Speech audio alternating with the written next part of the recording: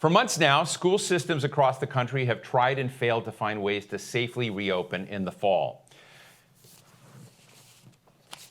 As the pandemic rages, public schools are now finding themselves in the middle of a political battle. My next two guests represent teachers and they represent parents. Lily Elskison Garcia is the president of the National Education Association, a professional association of 3 million educators. It is huge. Leslie Boggs is the president of the National Parent Teacher Association. We can solve all the problems right now between the two of you. The nation's oldest and largest volunteer child advocacy association. We're so glad to have you both here. Let me just start out, because I think when we've been talking about human connectivity, and the reason we wanted that word human in is it because you can talk about connectivity that's coming. You can talk about connectivity of things and buildings and roads and streetlights and cars and our phones. But somehow people got lost. So I want to talk to you both and just ask you, what are the equities we have to go get right when we think about not just education, but putting people back in this mix? Let me start with Lily. I appreciate it, and I'll intimidate your listeners by saying that I have a master's degree in instructional technology, which I got in 1983 on an Atari 800. So I want people to tremble a little bit. But what I did in that master's degree was to say, how do you use technology as a writing tool, as an editing tool, as a way to share what your what students were writing and get feedback and from their little playmates there in my class. And so it's always been the human part of technology. If you're teaching, you know that the computer in front of you, the iPad in front of you, is no different than a textbook, and it's really efficient, and maybe you can do some great research on it. But it's, what does that mean to the student in being able to synthesize, analyze, and create something new? And so we get excited about technology. This pandemic, however, is something completely different.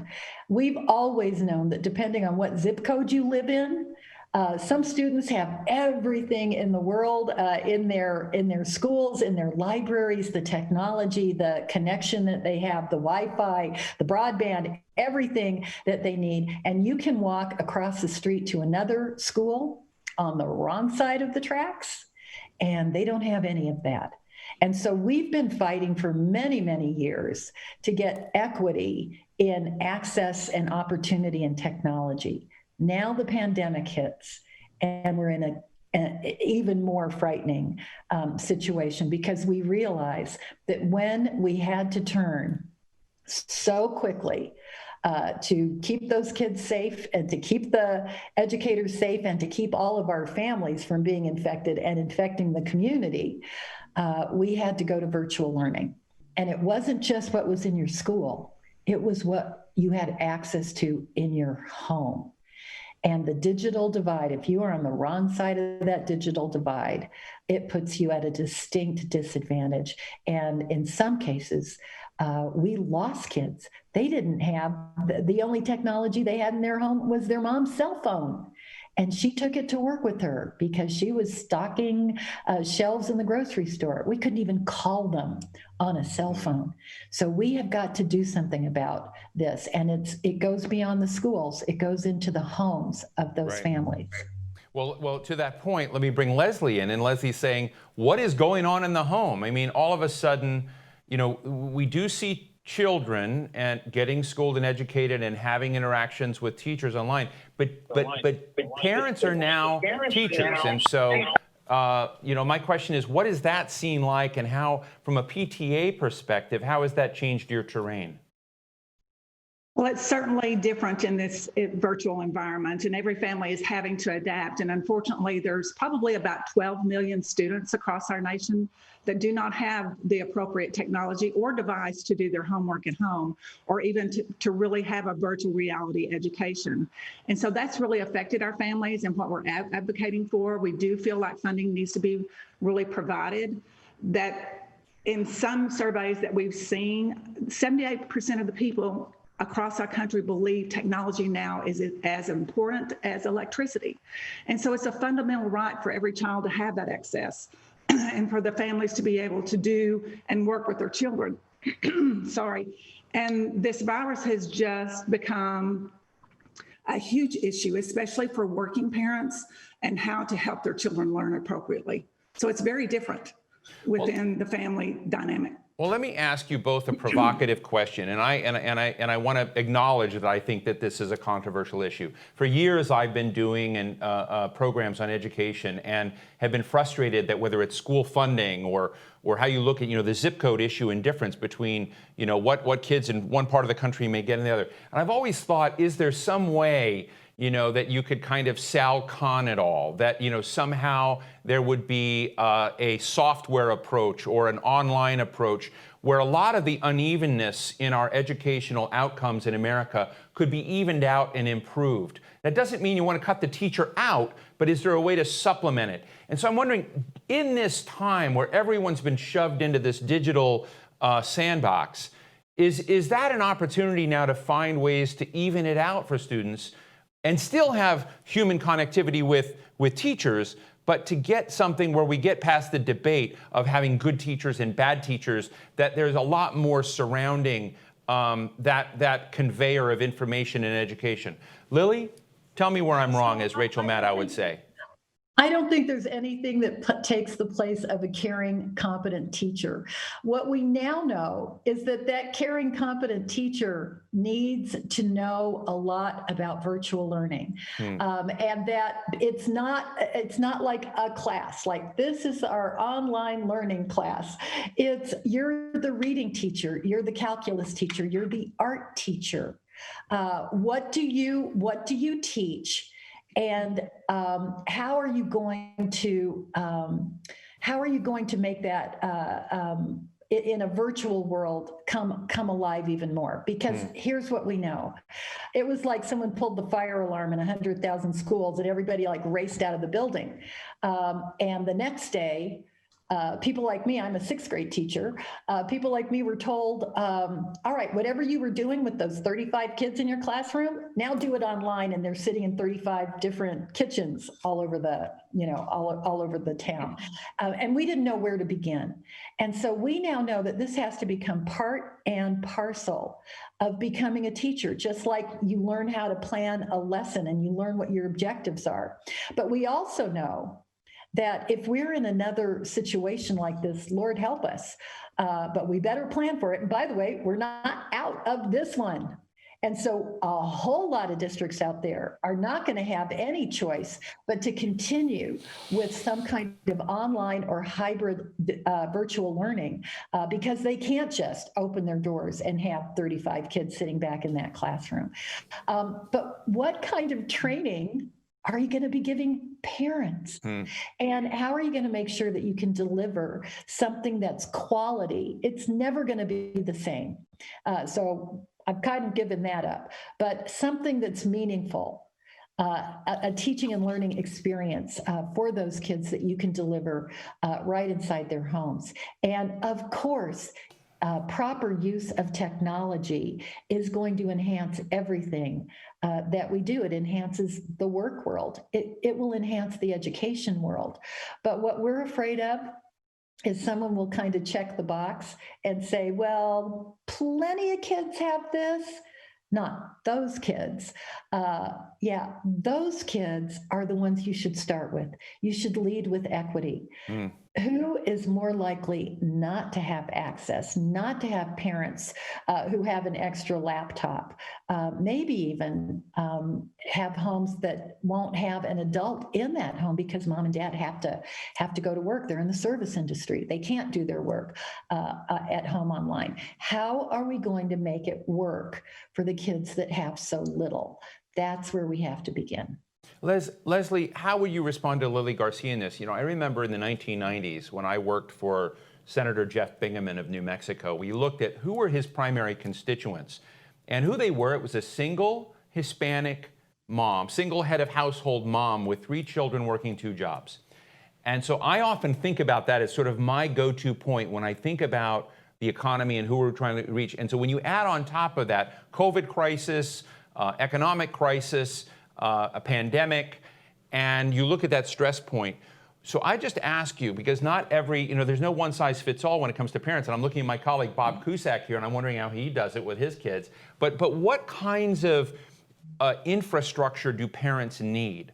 We have a lot of policy people watching this right now. What do they need to win as opposed to be victims in this experiment?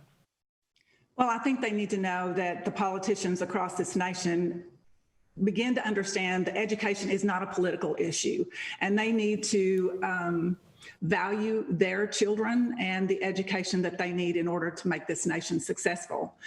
And you're right. I mean, there are parents that work 2 jobs, and now all of a sudden they're being told that they have to be a teacher. They did not sign up for that. They didn't go to school for it. And so that's why that connection with teachers is so valuable for every student. And every student wants to be social, wants to be in school, but that's not always going to be the case with this virus. We're seeing it spread and give hotspots where you really shouldn't be in school.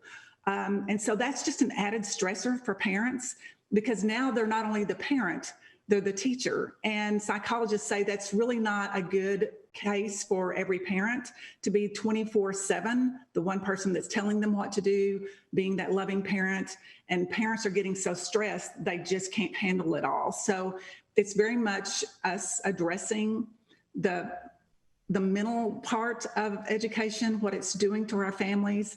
We need them to be engaged, but they have to, number one, they have to know that their children are safe. We have to give them the resources for their schools to be successful. And that means even giving teachers the resources that they need and the technology that they need.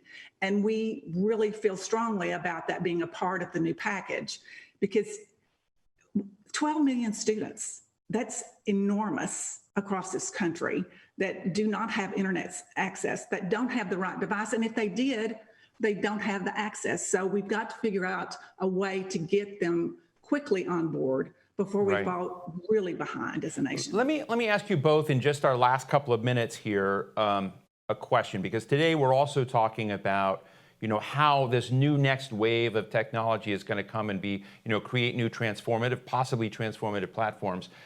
And as I think it through, as I just mentioned to my colleague about Uber and Lyft, I also think that in some ways those that are connected, and I get we have divide issues, we've talked about them, but those that are connected are going to have a way to be more nimble. I'm wondering if we need to think about education in ways we've talked about but never really done, which is continuing education, new ways of credentialing, new ways of creating an ever-present thing.